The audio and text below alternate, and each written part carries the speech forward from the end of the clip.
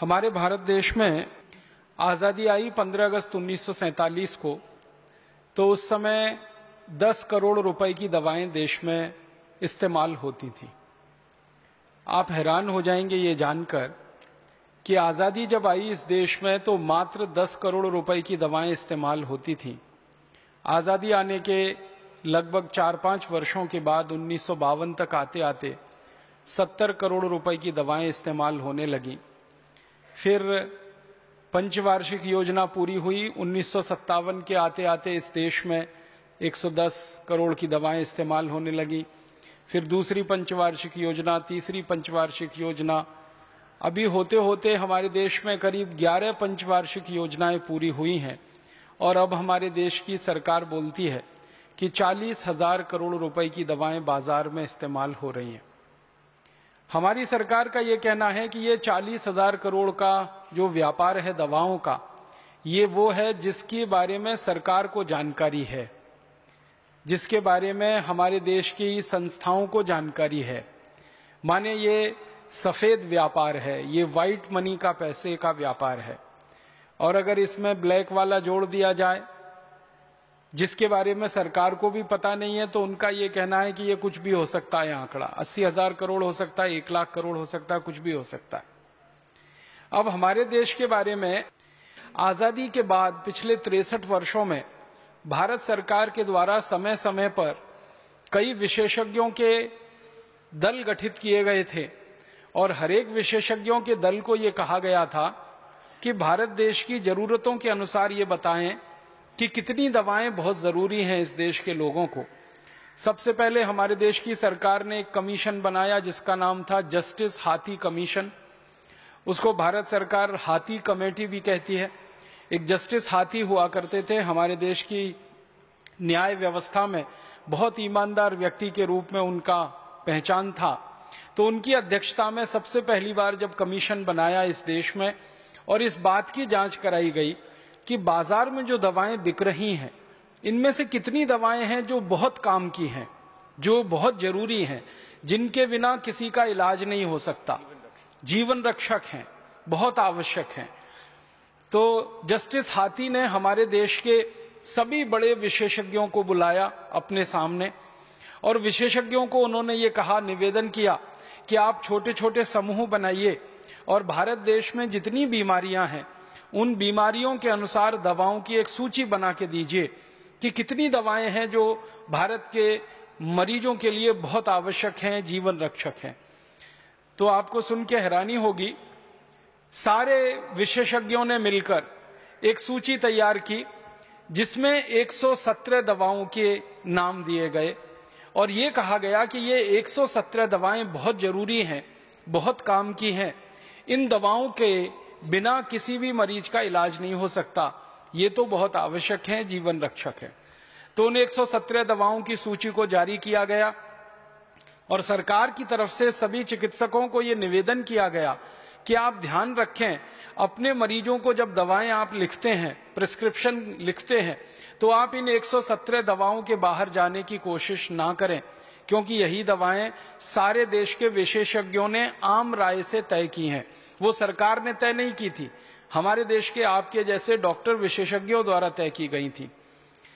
फिर क्या हुआ, जस्टिस हाथी कमीशन की ये रिपोर्ट आई तो सारे बाजार में हल्ला हो गया और दवा बनाने वाली कंपनियों ने इस रिपोर्ट को खारिज करने की ताकत लगा दी और सरकार के ऊपर इतना दबाव डाला कि इस रिपोर्ट को सरकार कभी न माने।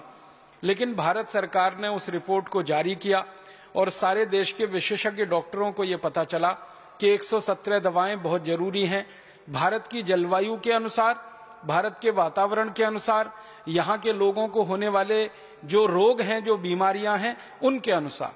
आपको सुन के हैरानी होगी कि इन 117 दवाओं की सूची जब मैंने देखी तो सर्दी, खांसी, जुकाम से लेकर सबसे खराब बीमारियां जो हमारे यहाँ मानी जाती हैं, जिनको जानलेवा बीमारी हम कहते हैं, जैसे कैंसर है, तो सर्दी, खांसी, जुकाम से लेकर कैंसर तक की बीमारियों को सारा कवर करने वाली ये दवाएं हैं 117। सरकार ने फिर एक कानून बना दिया इस देश में कि जो भी कंपनी दवा का लाइसेंस मांगेगी सरकार से, उसके ऊपर पहले से ये एक ऑब्लिगेशन होगा, पाबंदी होगी कि इन 117 दवाओं का उत्पादन उस कंपनी को जरूर करना पड़ेगा और बाकी कोई और दवा वो बनाना चाहे तो उसके लिए सरकार सोचेगी। तो जरूरी दवाओं का उत्पादन इस तरह से इस देश में शुरू हुआ, कानून की मदद से, कानून के माध्यम से, और धीरे धीरे भारत के लोगों को जरूरी दवाएं उपलब्ध होने लगी। आजादी जब आई थी और उसके लगभग पहली पंचवार्षिक योजना के पूरा होने तक ज्यादातर जरूरी दवाएं बाहर से आयात होती थी, विदेशों से आती थी। लेकिन ये कानून जब बन गया हमारे देश में तो विदेशों से आयात होने वाली दवाओं की संख्या लगातार घटती गई और धीरे धीरे देश में ही उत्पादन बढ़ता चला गया और मरीजों को सस्ती कीमत पर उपलब्ध दवाएं हो गईं जो बहुत जरूरी थी। फिर हमारे बाजार में एक नया दौर आया और बहुत सारी विदेशी कंपनियों ने हमारे देश में एक साथ प्रवेश किया। हमारे देश की सरकार की नीति बदल गई। पहले हमारे यहाँ नीति ये हुआ करती थी कि विदेशी कंपनियों के हाथ में दवाओं के उद्योग को न छोड़ा जाए, देश की कंपनियों पर भरोसा किया जाए, स्वदेशी के रास्ते पर आगे बढ़ा जाए, स्वावलंबी देश को बनाया जाए दवाओं के उत्पादन में, क्योंकि दवा एक ऐसी संवेदनशील वस्तु है जिसका उत्पादन अगर आपके हाथ में नहीं है, किसी दूसरे के हाथ में है, तो वो कभी भी आपको ब्लैकमेल कर सकता है। मान लीजिए देश में कोई महामारी फैल गई, प्लेग फैल गया। अब आप कल्पना करिए कि प्लेग में काम आने वाली दवाएं अगर किसी विदेशी कंपनी के हाथ में है, सारा उत्पादन किसी विदेशी कंपनी के एकाधिकार में है या विदेशी कंपनी पूरी तरह से आयात करके उस दवा को लाती है, तो महामारी के समय में वो कंपनी सरकार के साथ बोलेगी कि भाई ये 100 रुपए की दवा है, हम तो इसको 1000 में बेचेंगे, 10,000 में बेचेंगे, आपकी मर्जी है तो लीजिए, नहीं है तो नहीं लीजिए, तो सरकार के हाथ पैर फूल जाएंगे। ऐसी स्थिति में आप क्या करेंगे? क्योंकि दवा के व्यापार पर और उसके मूल्य पर पूरा नियंत्रण सरकार का अगर नहीं है और किसी विदेशी कंपनी के हाथ में कोई एक मोनोपोली आइटम आ गया जिसको वो कंपनी पूरी तरह से मुनाफेखोरी में बदल देगी, तो आपके लोग तो मर जाएंगे बिना दवा के, बहुत महंगी दवाएं हो जाएंगी। और विदेशी कंपनियां अक्सर ऐसे समय का इंतजार करती रहती हैं कि कब कोई बड़ी महामारी फैले। कई बार तो महामारी फैला दी जाती है ताकि उनकी दवाएं बड़े पैमाने पर बिक सके। तो भारत देश की संसद ने इस विषय पर बहुत बहस की। श्रीमती गांधी जब देश की प्रधानमंत्री बनी तो उनका पहला लक्ष्य ये था कि गरीब लोगों को सस्ती दवाएं, जीवन रक्षक दवाएं, आवश्यक दवाएं कम से कम कीमत पर उपलब्ध होनी चाहिए। ये उनके 20 सूत्री कार्यक्रमों में से एक कार्यक्रम था और उन्होंने इसके लिए पूरी ताकत लगाई और पूरी ईमानदारी से काम किया और उसका परिणाम निकला कि भारत दवाओं के उत्पादन में 1970 तक आते आते आत्मनिर्भर हो गया। पहले जहां हम विदेशों से आयात करते थे अधिकतर दवाएं, फिर यहीं बनने लगी सारी दवाएं। बाद में क्या हुआ, 1990-91 से हमारे देश की सरकार ने नीति में बदलाव किया और ऐसा बदलाव कर दिया कि विदेशी कंपनियां ज्यादा से ज्यादा व्यापार कर सकें, बाहर से आ सकें, और दवा के क्षेत्र को भी विदेशी कंपनियों के लिए बड़े पैमाने पर खोल दिया गया। नतीजा ऐसा खराब निकला कि भारत के बाजार में दवाओं की बाढ़ आ गई। जैसे जैसे कंपनियां बढ़ी वैसे वैसे दवाएं बढ़ी। पहले विदेशी कंपनियां बहुत नियंत्रित थीं, फिर उन पर नियंत्रण खत्म हुआ, अंधाधुंध विदेशी कंपनियां बाजार में आई और उन्होंने बाजार में ऐसी ऐसी दवाएं लाके डालना शुरू किया जिनकी कोई जरूरत नहीं दूर दूर तक, जो बेकार की हैं, गैर जरूरी हैं, जिनको आप इरेशनल कह सकते हैं, इरेलीवेंट कह सकते हैं। ऐसी दवाओं का पूरा बाजार भर गया। अभी भारत सरकार के आंकड़ों के अनुसार मैं आपसे बात कर रहा हूं, हमारे देश की सरकार का यह कहना है कि बाजार में 84,000 फॉर्मुलेशंस हैं जो बिक रहे हैं और हाथी कमेटी की रिपोर्ट के अनुसार मात्र 117 दवाएं हैं जो बहुत जरूरी हैं और आवश्यक हैं जीवन को बचाने के लिए। 117 दवाएं जरूरी हैं, आवश्यक हैं जीवन को बचाने के लिए, और बाजार में 84,000 फॉर्मुलेशंस बिक रहे हों, तो किसी भी डॉक्टर को यह चुनाव करना बहुत मुश्किल हो जाता है कि क्या जरूरी है और क्या गैर जरूरी है। हाथी कमीशन की रिपोर्ट में वर्ल्ड हेल्थ ऑर्गेनाइजेशन ने एक संशोधन किया। WHO के विशेषज्ञों की एक टीम भारत आई थी और भारत सरकार के साथ उनका लंबा वार्तालाप हुआ। तो डब्ल्यूएचओ के विशेषज्ञों का यह कहना था कि ये जस्टिस हाथी कमीशन की रिपोर्ट काफी पुरानी है, अब तो समय के अनुसार कुछ नई बीमारियां आ गई हैं, तो उन नई बीमारियों के अनुसार दवाओं की संख्या बढ़नी चाहिए। तो भारत सरकार ने डब्ल्यूएचओ के विशेषज्ञों को कहा कि आप अच्छा बना दीजिए, एक दूसरी सूची बना दीजिए जो भारत की आज की जरूरत के अनुसार से बहुत आवश्यक दवाओं की सूची हो, जो जीवन आवश्यक दवाओं की सूची हो। तो वर्ल्ड हेल्थ ऑर्गेनाइजेशन के विशेषज्ञों ने एक दूसरी सूची तैयार की। इस दूसरी सूची में उन्होंने जस्टिस हाथी कमीशन वाली पहली सूची को शामिल किया जिसमें 117 दवाएं हैं, उसके बाद कुछ अतिरिक्त दवाओं को जोड़ दिया। तो अब भारत देश में जीवन आवश्यक दवाओं की सूची बढ़कर 450 हो गई है।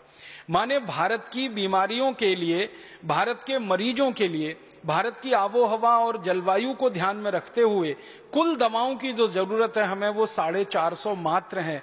माने 450 दवाओं में सर्दी खांसी जुकाम से लेकर अब कैंसर तक की सब बीमारियों का इलाज हो सकता है। और डब्ल्यूएचओ के विशेषज्ञों का यह कहना है कि लगभग 150 बीमारियां भारत में प्रमुखता से पाई जाती हैं, उत्तर दक्षिण पूर्व पश्चिम भारत के सभी इलाकों में। इनमें महामारियों को शामिल नहीं किया गया है, एपिडेमिक्स इसमें नहीं है।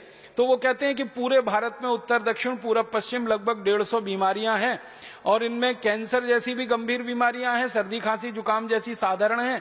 इन सबका कुल मिलाकर इलाज करने के लिए 450 से ज्यादा दवाओं की बिल्कुल जरूरत नहीं है। तो डब्ल्यूएचओ की एक रिपोर्ट है, वो ये कहती है कि 450 दवाएं चाहिए। भारत देश में जस्टिस हाथी कमीशन की रिपोर्ट है, वो कहते हैं 117 दवाएं काफी हैं। अगर हम डब्ल्यूएचओ की रिपोर्ट को अधिकतम मान के बात करें तो 450 दवाओं से ज्यादा इस देश को अब जरूरत नहीं है। अब इस देश में 84,000 फॉर्मुलेशन क्यों बिकने चाहिए फिर? लेकिन ये बिक रहे हैं। वास्तविकता यही है, सच्चाई यही है। जब सरकार के विशेषज्ञों के सामने हमारे जैसे लोग बात करते हैं कि आपकी रिपोर्ट कहती है 450 से ज्यादा दवाएं नहीं होनी चाहिए, फिर बाजार में 84,000 दवाएं क्यों हैं? तो ज्यादातर सरकारी अधिकारी और विशेषज्ञ दबे जुबान में एक बात कहते हैं कि देखिए भारत में कुछ भी हो सकता है, यहां भ्रष्टाचार, करप्शन इतने बड़े पैमाने पर है कि किसी भी कंपनी को कुछ भी दवाएं बेचने का, कुछ भी दवाएं बनाने का बहुत आसानी से लाइसेंस मिल सकता है और विदेशी कंपनियों को तो और जल्दी मिल सकता है, क्योंकि हमारी सरकार ऐसा मानती है कि विदेशी कंपनियां जब आती हैं तो वो सब अच्छा ही अच्छा करती हैं, खराब कुछ करती ही नहीं है। इसलिए विदेशियों को तो कोई भी लाइसेंस बड़ी आसानी से मिल जाता है। तो एक एक दवा कंपनी को हजारों दवाओं के लाइसेंस मिले हुए हैं। उस चक्कर में 84,000 फॉर्मुलेशन बाजार में बिक रहे हैं और हजारों करोड़ रुपए हमारे लोगों की जेब से निकालकर ये कंपनियां अपने अपने देशों में ले जा रही हैं।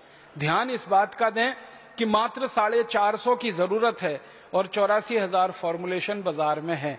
तो कितने बड़े पैमाने पर गैर जरूरी दवाएं, इर्रेशनल दवाएं, इर्रेलीवेंट दवाएं बाजार में उपलब्ध हैं और मरीज उनको खाने के लिए मजबूर हैं। अब ये जो सारा खेल चल रहा है, इस खेल में एक बहुत बड़ी कड़ी हजारों लाखों चिकित्सक हैं और वो कड़ी क्या है? ये सारी दवाएं जो बिक पाती हैं बाजार में, उसमें चिकित्सकों की बहुत बड़ी मदद लगती है। अगर चिकित्सक के प्रेस्क्रिप्शन में दवाएं नहीं लिखी जाएं तो आसानी से वो बिक नहीं सकती हैं। तो इन कंपनियों को दवाओं के बिजनेस में हजारों लाखों प्रतिशत का मुनाफा कमाना होता है। आप सुन के हैरान हो जाएंगे, किसी भी व्यापार में हजारों प्रतिशत के मुनाफे नहीं होते। अगर आप सोने का व्यापार करें तो सोने के व्यापार में मुनाफे के प्रतिशत 10, 15, 20 से लेकर 50, 60% तक, बहुत अधिक तो 100% तक। चांदी का व्यापार करें, प्लेटिनम का व्यापार करें, कोयले का व्यापार करें, लोहे का व्यापार करें, स्टील का व्यापार करें, हवाई जहाज बनाने के उद्योग में लगने वाले जो अन्य पदार्थ हैं, मेटल हैं, उनका व्यापार करें, किसी भी व्यापार में 10, 20, 50% से लेकर 100, 200% के मुनाफे होते हैं।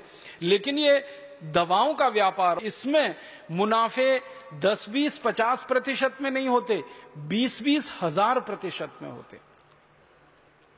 दुनिया में दवाओं के व्यापार पर सबसे बड़ा कब्जा रखने वाली जो अमेरिका की और यूरोप की बड़ी कंपनियां हैं, जैसे मैं नाम लेके कहूं, एक फाइजर नाम की कंपनी है, एक रोश नाम की कंपनी है, वोरोबैल्कम नाम की कंपनी है, ग्लैक्सको स्मिथलाइन बीचम नाम की कंपनी है। ऐसी 100 बड़ी कंपनियां दुनिया की, जिनकी सूची हर साल जारी की जाती है दुनिया भर में, ऐसी 100 दवा कंपनियों की मैं बैलेंस शीट देख देख के कुछ हिसाब